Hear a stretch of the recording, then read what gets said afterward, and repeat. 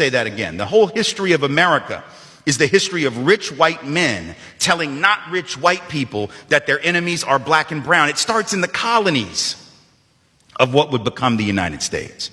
Let's remember, during the colonial period, mid-1600s, there was no such thing as white people. I know some people who are now called white find that shocking, right? Because they think whiteness is real, right? But whiteness was created. Europeans didn't call themselves white. We didn't call ourselves white. We weren't all members of one big happy family. Are you kidding? Have you studied the history of Europe? The history of Europe was about killing each other. That's what we did in Europe. We just killed each other before we figured out there were other people to kill. We just killed each other, right? I mean, that was the history of Europe. The English hated the Irish, right? Northern Italians didn't even think that Southern Italians were Italians. The Germans hated everybody, and everybody hated their ass right back, right?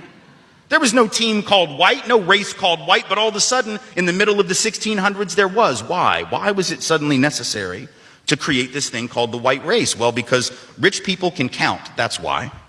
And so rich folks looked around, the ones that owned all the land, you know, in the colonies, the colonial elite, looked around and they realized something, that they were heavily outnumbered by African enslaved folks, by European indentured servants, who were just one level above a slave, or other Europeans who weren't technically indentured servants, but they were still peasants, didn't have any money, didn't have any land, and they could do the math. They added it up and they were like, damn, we got to figure out a way to split these folks apart from one another, or they're going to rise up and take our stuff, right?